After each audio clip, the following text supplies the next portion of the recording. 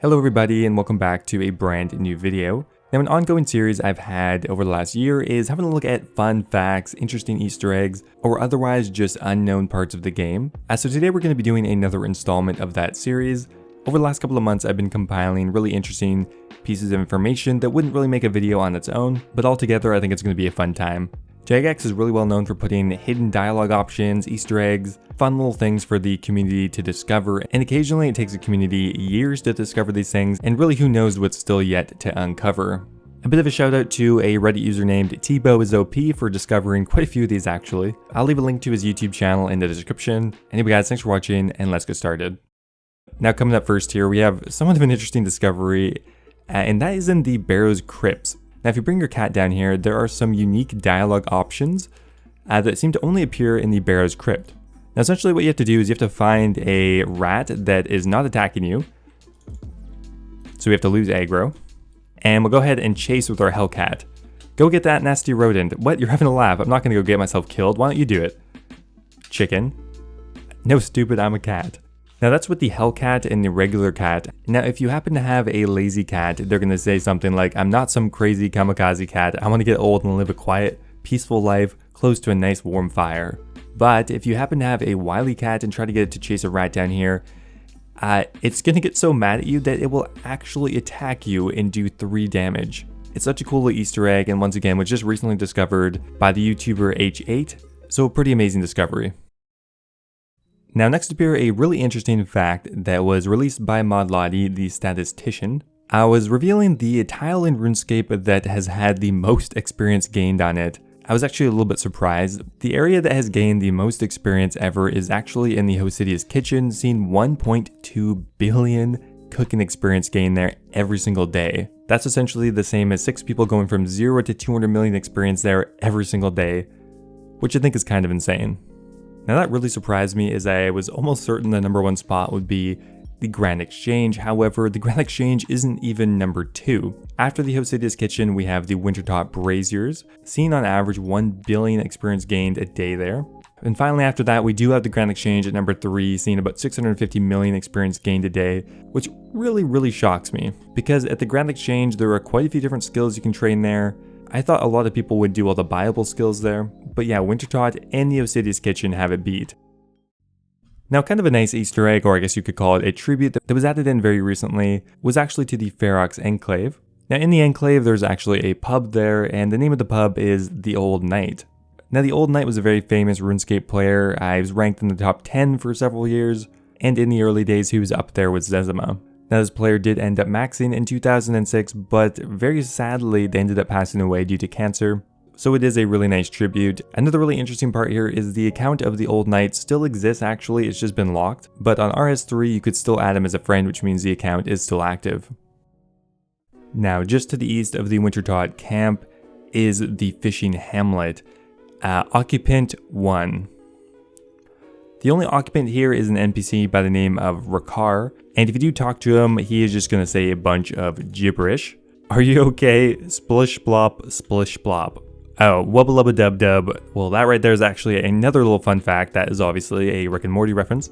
However, someone recently discovered that if you wear the Mire Snail helm, which is the same one this person is wearing, and you talk to him, you will actually get an actual answer. He will say, beyond the reef within the deep, the Curserdief remains asleep.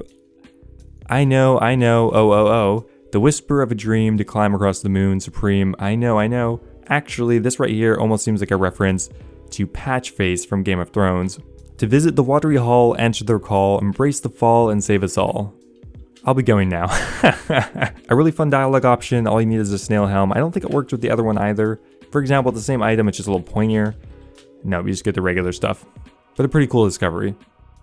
Now this one is kind of a double tip here. Now in a previous tip video, I showed you how to unlock the alternative home teleport animation, which is the cow kicking you. If you want to see how to get that, watch one of my previous videos.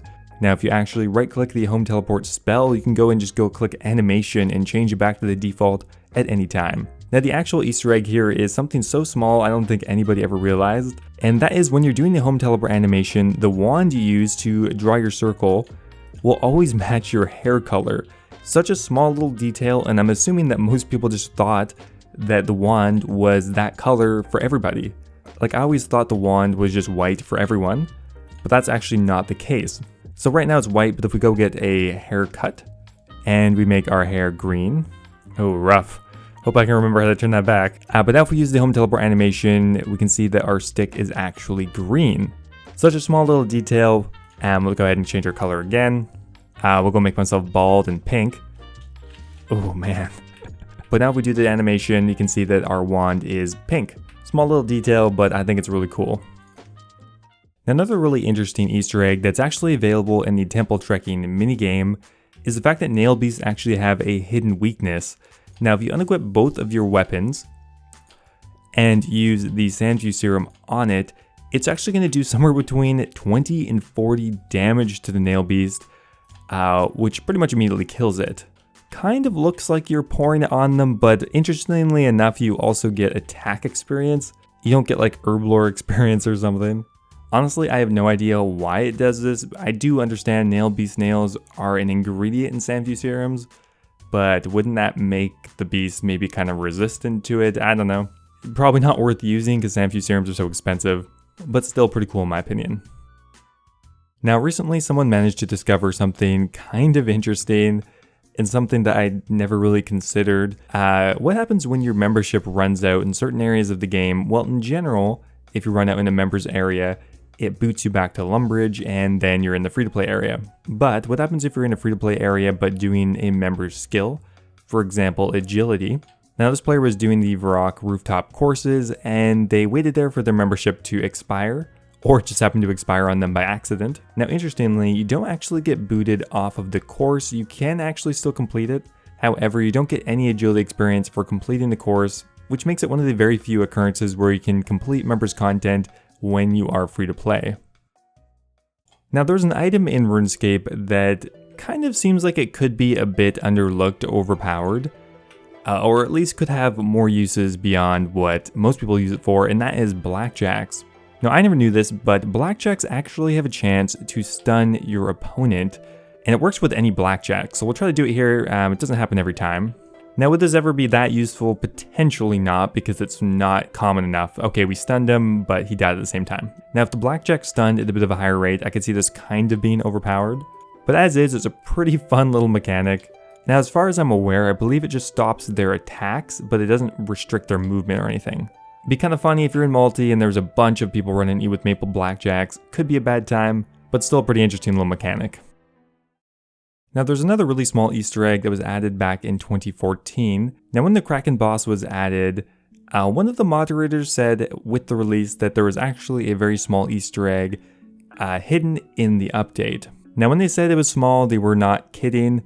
It's extremely minor and it doesn't really do a whole lot. Now one of the rare items that the Kraken drops is the Jar of Sand. And if you use that with pretty much any other item, except for putting it in your POH, it will not do anything. However, if you use it on a jar of dirt, what's going to happen is it will actually switch jars. So your jar of dirt will go into the jar of sand and vice versa. And that's it. A pretty funny little interaction, but it took players a long time to discover it. Now during the first Monkey Madness quest, there is a really interesting interaction at the end of it. Now once you're at the end of the quest, you have to go kill the jungle demon boss. Now after you've done that, you talk to a mysterious purple monkey. Now what's really interesting about this is you don't actually need a monkey Grigri to talk to him. Now when you talk to him, he offers you to teleport you out and also says that we will meet again. Pretty interesting. At the time I didn't realize it, but kind of a mystery how he does it. And finally here, a very quick tip about farming, something that I somehow never figured out even though I'm pretty much 99 farming at this point. Now specifically just for the bush patch, you don't actually have to pick the berries if you don't want to. You can use a spade directly on it and immediately destroy it. Now that doesn't really work on anything else. You either have to pay an NPC to get rid of it for you, or you have to pick everything manually. So something that could save a little bit of time. Anyway guys, that is going to be it for today's video. I hope you guys enjoyed it. If you have any other interesting tips, Easter eggs, little tiny things about the game you think I've missed, let me know with a comment down below, although I may have covered it in a previous video at this point.